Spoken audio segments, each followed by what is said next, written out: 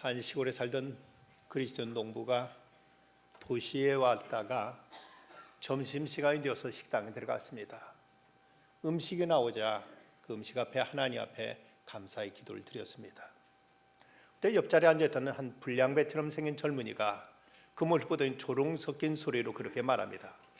여보시오, 농부 아저씨, 당신 사는 곳에는 모두 다 그렇게 하시오? 그러자 이 나이든 농부는 젊은이를 바라보면서 조용히 이렇게 대답합니다. 아니, 돼지들은 다 앉는다네. 그만 졸지의 돼지가 되어버리고 말았습니다. 해안구조대로 30년 동안 봉사하다가 은퇴한 사람에게 주위에서 묻습니다. 그동안 30년 동안 몇 사람이나 구원해 물에서 빠진 사람 살려냈습니까? 이 사람이 대답하는 말이 2사람 구했습니다. 아니, 30년 동안 2명밖에 못 구했습니까? 아니요, 물에 빠져 죽어가는 사람 많이 건져냈지요. 그런데 그 수많은 사람 가운데서 찾아와 고맙다고 인사한 사람은 딱 2명밖에 없었습니다. 나머지는 그저 고기 덩어리 건져낸 것에 지나지 않지요 라고 이렇게 말하더라고 합니다. 어느 의사는 이런 글을 썼습니다. 왜 감사하지 않을까? 당연한 사실들을. 아버지가 계시고 어머니가 계신다. 손이 둘이고 다리가 둘. 가고 싶은 곳 어디든 자기의 발로 갈 수 있고, 손을 뻗어 무엇이든 잡을 수도 있다. 소리가 들린다. 목소리가 나온다. 이보다 더 큰 행복 어디 있을까? 그러나 아무도 당연한 사실들을 감사치 않고 당연한 걸 하고 웃어버린다. 하루 3끼를 먹는다. 밤이 되면 편히 잠들고 아침 오면 상쾌한 바람 실컷 들어 마신다. 웃다가 울다가 고함치다가 뛸 수도 있다. 그렇게 할 수 있는 모든 것이 당연한 일. 그렇게 멋진 것을 아무도 감사할 줄을 모른다. 감사할 줄 아는 사람은 오직 그것을 잃어버린 사람들 뿐이다. 손가락 하나 잃어버리고 나면 그때서 비로소 나머지 손가락이 얼마나 소중했는가를 깨닫게 됩니다. 다리 다쳐서 걷지 못하게 될 때야 사람은 다리로 마음대로 걸어 다닐 수 있음이 그토록 소중했던 것을 깨닫게 됩니다. 건강을 잃고 나서야 사람들은 건강에 대해서 감사하더라. 어느 선배 목사님 평생 목회하면서 깨달은 것은 건강할 때 건강 감사하는 사람 눈을 씻고도 찾아보지 못했다고 이런 얘기하십니다. 꼭 건강을 잃은 다음에서 건강을 인하여 감사하더라는 것이죠. 재물을 잃어버린 뒤에야 사람들은 그 재물이 얼마나 소중했는가를 그때서 깨닫습니다. 세상의 것을 잃어버린 사람만이 하나님의 구원과 영원한 생명의 소중함을 비로소 깨닫게 됩니다. 일본의 테레사 여사로 불려지는 타마키 여사, 이 여사는 평생을 한센시병 환자들, 납병 환자들을 돌보다가 그만 자기도 납병에 걸리고 말았습니다. 그때 그는 이런 말을 했다고 합니다. 이제 육신의 눈이 가려지고 영의 눈이 열려 감사하다. 눈썹이 빠지면서 눈썹의 고마움을 알았다. 먼지가 자꾸 눈에 들어가 이렇게 고통스러울 줄을 미처 몰랐다. 하나님 내게 병을 주시어 여러 가지 감사의 마음을 알게 하셨으니 얼마나 고마운가. 철학자 세네카는 말하기를 그대가 가지고 있는 것이 불만족스럽게 여겨진다면 세계를 소유한다 할지라도 그대는 불행하고 말 것이다. 사도 바울은 감옥에 갇혀 있는 상황 속에서 그토록 모든 것이 이제 불편하고 힘든 상황에서도 스스로 감사했고, 그리고 빌립보 교회 성도들 향해서 주 안에서 감사하라. 내가 다시 말하니 감사하라고 거듭거듭 감사를 가르쳤습니다. 오늘 하박국 말씀은 주전 609년 당시 유다 왕국의 위대한 통치자였던 요시야 왕이 죽은 다음 나라는 급전직하에 어려운 궁지에 빠져들게 됩니다. 백성들은 모두 다 도덕적으로 종교적으로 타락과 이제 저들은 방종에 빠져들게 되었고, 그러면서 게다가 흉년까지 들어서 이제 그 경제는 급전직하에 어려운 이제 고비에 접어들게 됩니다. 설상가상으로 저 이웃에 있는 바벨론 왕국이 언제 쳐들어올지 모르는 이런 국방의 위기마저도 저들은 이제 경험하게 됩니다. 모두 다 못 살겠다고 아우성치던 때, 이때 하박국 선지자도 하나님께 부르짖어 기도했던 그 기도가 1장 3절과 13절 14절에 이렇게 그는 기도하고 있습니다. 어찌 내게 죄악을 보게 하시며 폐역을 눈으로 보게 하시나이까? 겁탈과 강포가 내 앞에 있고 변론과 분쟁이 일어났나이다. 주께서 눈이 정결하심으로 악을 참아보지 못하시며 폐역을 참아보지 못하시거늘 어찌 거짓된 자들을 방관하시며 악인이 자기보다 의로운 사람을 삼키는데도 잠잠하시나이까? 주께 어찌 사람을 바다의 고기 같게 하시며 다스린 자 없는 벌레 같게 하시나이까? 그런 이 혼탁한 시대 어떻게 살아야만 됩니까? 이 세상 언제까지 이런 부지런히 어둠이 계속돼야만 됩니까? 하고 이렇게 탄식하게 됩니다. 그러자 이때 하나님의 응답이 그에게 주어집니다. 하박국 2장 3절과 4절 말씀, 이 묵시는 정한 때가 있나니 그 종말이 속히 응하리라. 보라, 그의 마음이 교만하며 그 속에 정직하지 못하나 의인은 그 믿음으로 말미암아 살리라. 하나님은 저에게 말씀하십니다. 다른 사람들이 정직하지 못하고 불의하다고 너는 불평하지 말라. 너는 오직 믿음으로 살아야 된다 하고 하나님께서 그에게 말씀해 주시는 것입니다. 그때 하박국은 여기서 큰 깨달음과 그는 생각의 대반전을 이루게 됩니다. 그래서 오늘 말씀 13장 17절 말씀에 비록 무화과 나무가 무성하지 못하며 포도나무가 열매 없으며 감람나무에 소출이 없으며 밭에 먹을 것이 없으며 우리의 양이 없으며 외양간에 소가 없을지라도, 이 17절 한 절 말씀에 없다는 말씀이 무려 5번이나 반복되고 있습니다. 감람나무 소출이 없고 포도나무 열매가 없고 밭에 식물 없고 우리의 양이 없고 외양간에 소가 없고 아무것도 없는 그 상황, 정치적으로는 말할 수 없이 혼란하고 사회적인 도덕은 완전히 땅에 떨어져 버렸고 나라는 언제 이제 외국의 침략을 받을지 모르는 이런 위기에 처해 있는 그 상황인데, 그런데 그는 생각의 대반전을 이루고 있습니다. 18절 말씀, 나는 여호와로 말미암아 즐거하며 나의 구원의 하나님을 말미암아 기뻐하리로다. 모든 것이 없고 없는 상황 속이지만 그런 도리어 나는 즐거하며 기뻐하겠다고 말하고 있습니다. 이 말을 오늘 우리 이 시대의 말로 바꿔서 말하자면, 사업에 실패하고 몸은 병들었고 명예는 땅에 떨어졌고 사람들은 난리하여 이제 저주하고 세상 모두가 다 이제 모두 못 살겠다고 아성치는데, 그러나 나는 이제 하나님으로 인하여 기뻐하겠다, 나를 구원해주신 내 하나님으로 인하여 즐거워하겠다 하고 여기서 하박국은 이렇게 말하고 있습니다. 청교도들이 메이플라워호를 타고 신대륙 아메리카에 도착했을 때 그들은 얼마 안 돼서 그들 중 절반 이상이 굶주림과 질병 속에서 죽어가게 됩니다. 남은 사람들마다 그들은 이제 거듭되는 흉년 그리고 많은 그 풍토병으로 이제 앞날에 대한 전망은 결국 밝아 보이질 않았습니다. 여러 차례 저들은 모여가지고 함께 하나님 앞에 금식하며 하나님께 부르짖고 도움을 호소했습니다.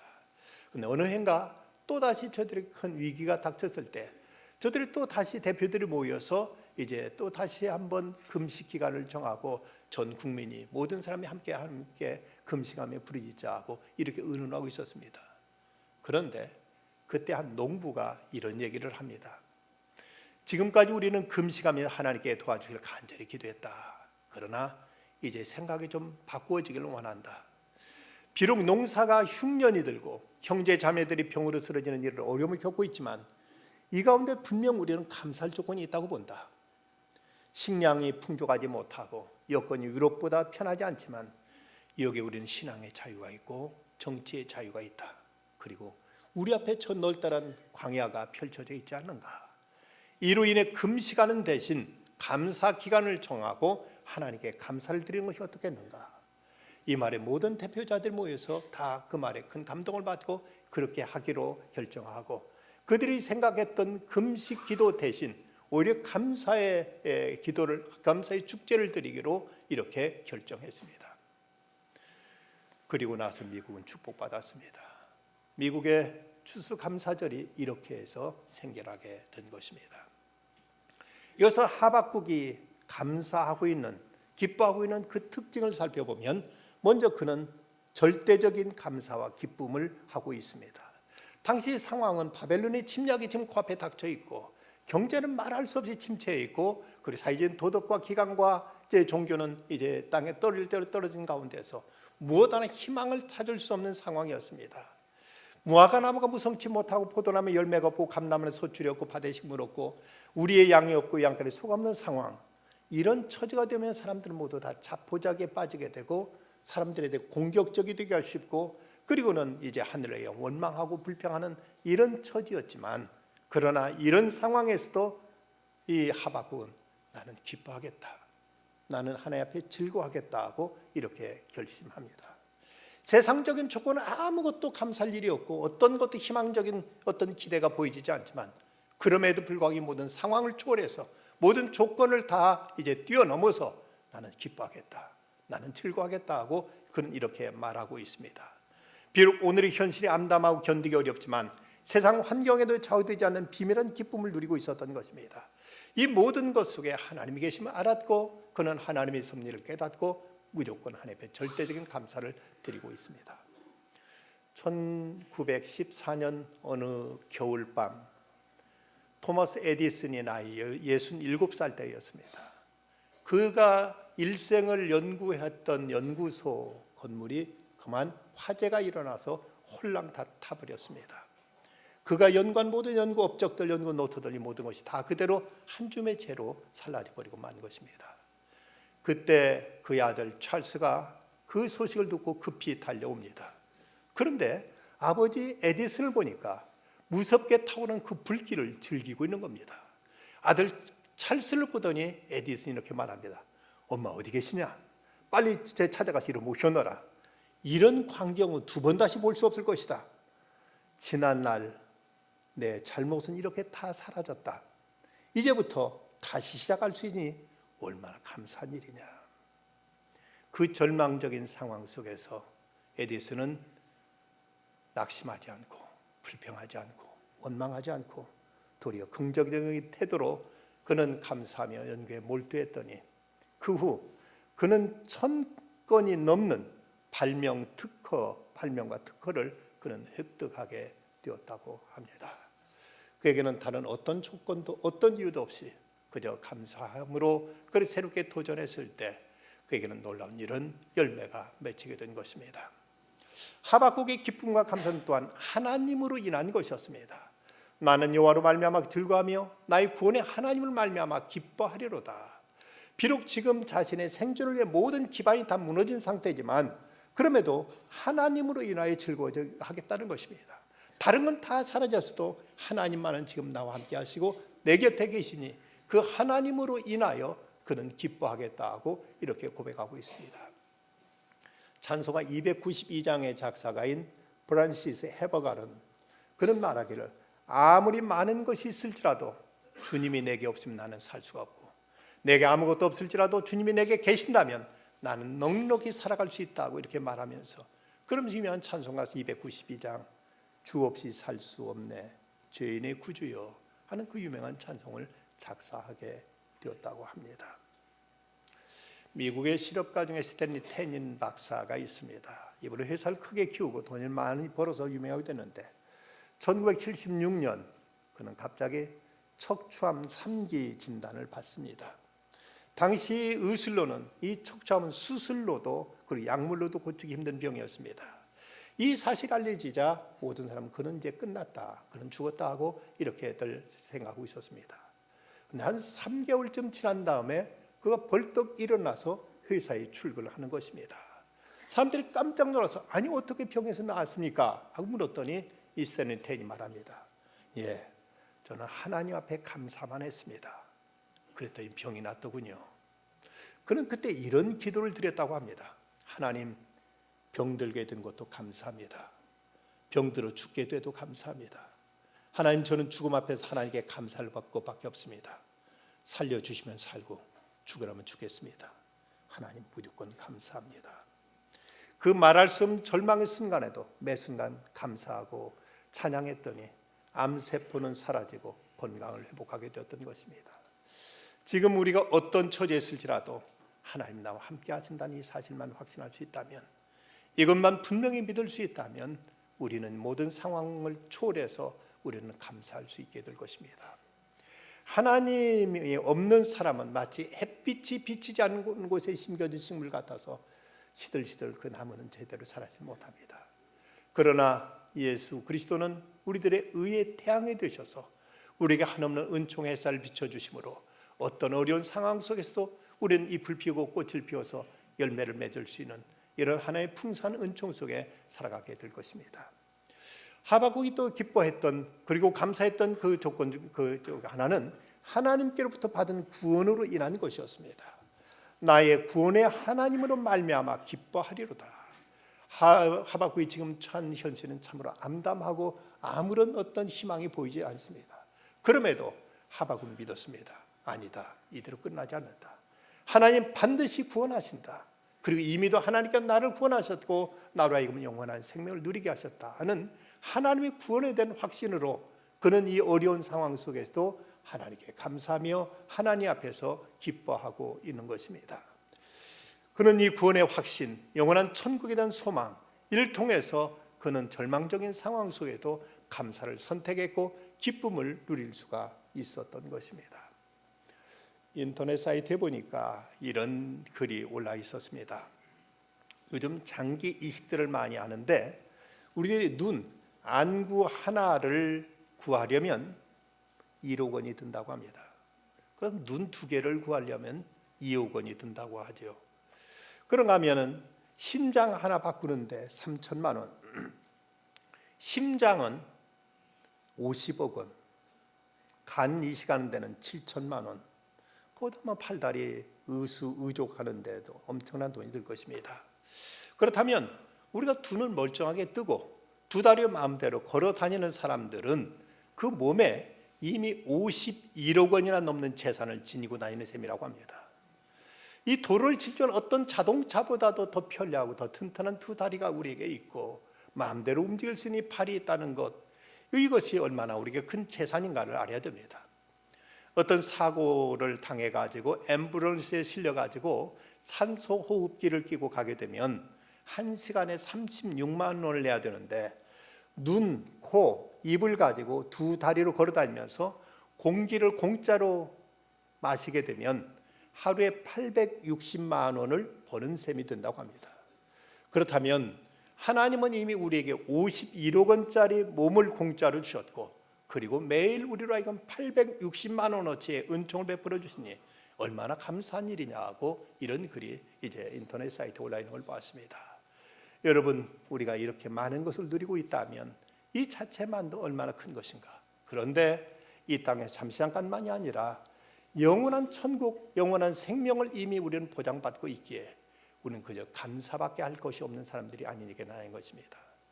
그렇다면 이런 절대적인 모든 상황을 초월한 절대적인 기쁨과 감사를 지니고 사는 사람들이 누릴 수 있는 축복이 무엇인가? 먼저 저들에게는 좋은 성품을 축복으로 주십니다. 하박국 선지자는 모든 걸 잃어버린 이런 절망적인 상황이었지만 이런 가운데서도 오늘 보는 19절 말씀 보면 이 노래는 지휘하는 사람을 위하여 내 수음에 맞춘 것이라 하면서 노래를 하고 있습니다.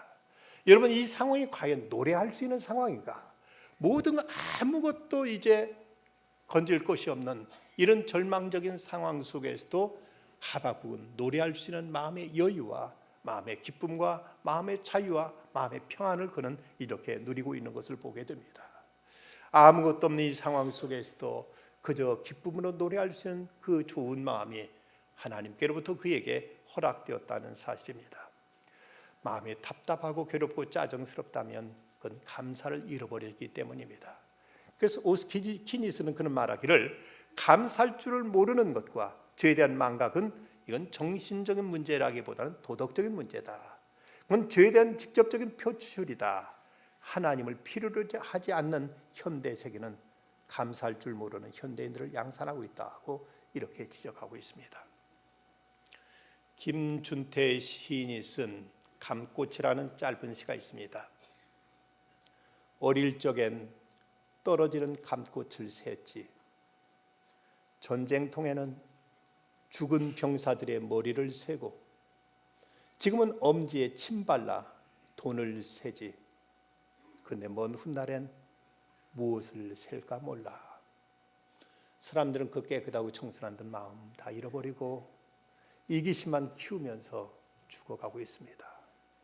그런데 감사하는 사람, 이들에게는 마음에 착한 마음, 좋은 마음, 아름답고 깨끗한 마음이 선물로 주어진다고 가르치고 있습니다.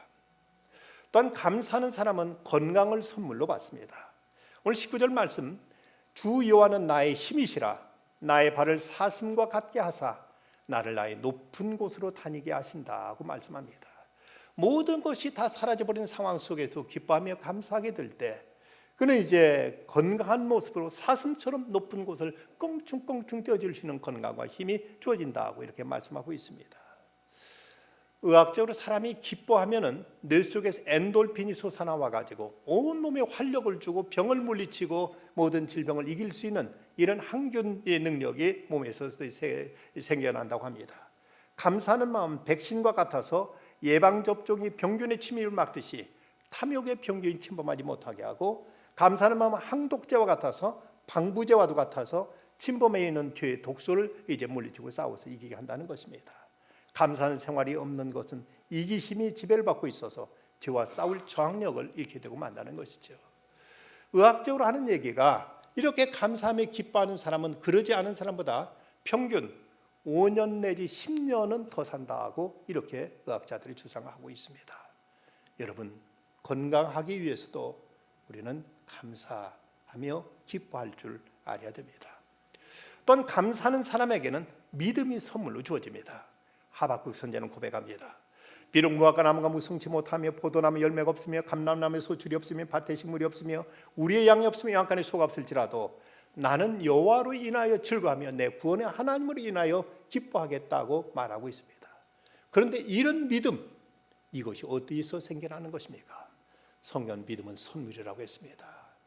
아무리 믿고자 해도 안 믿어지는 데는 어찌할 수 없고, 믿고 보면 이처럼 확실하고 이처럼 분명한 것이 없습니다. 그런데 이렇게 감사하게 될 때 이런 담대한 믿음, 이런 엄청난 믿음이 그에게 선물로 주어진다는 사실을 말씀하고 있습니다. 사도 바울은 말합니다. 형제들아, 하나님께서 마게도냐 교회들에게 주신 은혜를 우리가 너에게 알리노니 환난의 많은 시련 가운데서 그들의 넘치는 기쁨과 극심한 가난이 그들의 풍성한 연보를 넘치게 하였느니라 고 말하고 있습니다. 지금 마게도냐 교회는 극심한 환난 속에 시달리고 있습니다.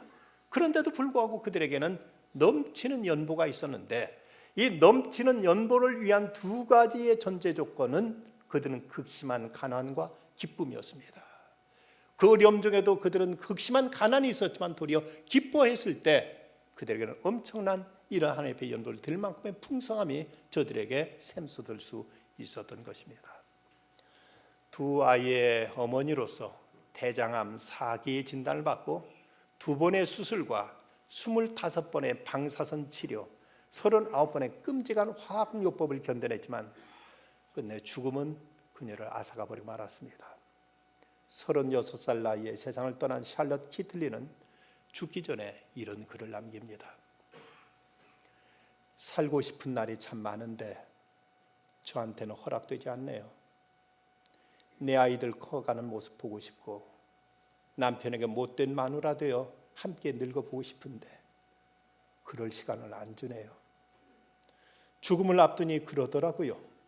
매일 아침 아이들에게 일어나라고, 서두르라고, 이 닦으라고 소리 지르는 나날이 행복이었더군요. 딸아이 머리도 따줘야 되는데 아들 녀석이 잃어버린 레고의 어느 조각이 어디에 굴러 들어가 있는지 저만 아는데 앞으로 누가 찾아줄까요? 6개월 시한부 판정받고 22개월을 살았습니다. 그렇게 1년 보너스를 얻은 덕에 아들 초등학교 입학 첫날 학교에 데려다주는 기쁨을 누리고 떠날 수 있게 됐습니다. 녀석의 첫 번째 흔들리던 이빨 빠져 그 기념으로 자전거를 사주러 갔을 때는 정말 행복했어요. 보너스 1년 덕에 30대 중반이 아니라 30대 후반까지 살고 가네요. 복부 비만이요? 늘어나는 허리둘레요? 그거 한번 가져봤으면 좋겠습니다. 휘어지는 머리카락이요?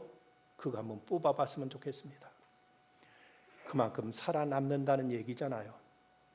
저는 한번 늙어보고 싶어요. 부디 삶을 즐기며 사세요. 두 손으로 삶을 꼭 붙드세요. 여러분이 부럽습니다. 여러분, 근데 우리는 아직 누리고 있지 않습니까? 우리는 때로는 복부 비만이 있고, 때로는 허리둘레가 늘어나고 머리가 자꾸 빠지고 흰머리가 늘어난다고 우리가 불평하지만 그것 가히도 감사할 일이지요. 이것 가히도 우리는 이미 하나님께 주신 생명 여기까지 살아왔고, 비록 이 땅의 생명 끝나도 하나님 품 안에 찾아앉을 겁니다. 하박국은 고백합니다. 기쁨만 아니라 슬픔도 감사하겠습니다. 성공만 아니라 실패도 감사하겠습니다. 희망만 아니라 절망도 감사하겠습니다. 가진 것만 아니라 없는 것도 감사하겠습니다. 승리만 아니라 패배도 감사하겠습니다. 건강만 아니라 질병도 감사하겠습니다. 생명만 아니라 죽음도 감사하겠습니다. 이 절대적인 믿음, 절대적인 감사, 이 절대적인 기쁨으로 환난 많은 이 세상 믿음으로 극복하며 믿음으로 승리하며 하나님께 영광 돌리는 중에 이 모든 어두운 세력 물리치고 담대하게 승리하며 살아가는 성도들 다 되시기를 주의 이름으로 축원합니다. 기도하시겠습니다. 걸어가신 아버지 하나님, 오늘도 주 앞에 걸어 나올 수 있는 건강도 믿음도 주신 하나님을 찬양합니다. 이대로 모든 것 다 잃어버린 내 생명자리 끝나도 주께서 예비하신 천국에 갈 수 있음을 인하여 감사합니다. 주님, 여러 가지 문제 많고 어려움 많은 세상이지만 하박국이 가졌던 그 믿음 저에게도 허락하셔서 어떤 상황에서도 기뻐할 줄 알게 하여 주시고 어떤 처지에서도 감사할 수 있게 하셔서 이 믿음의 끝까지 세상을 이겨나가는 주님의 사람들로 굳게 세워 주시옵소서. 예수님의 이름으로 간절히 기도드리옵나이다. 아멘.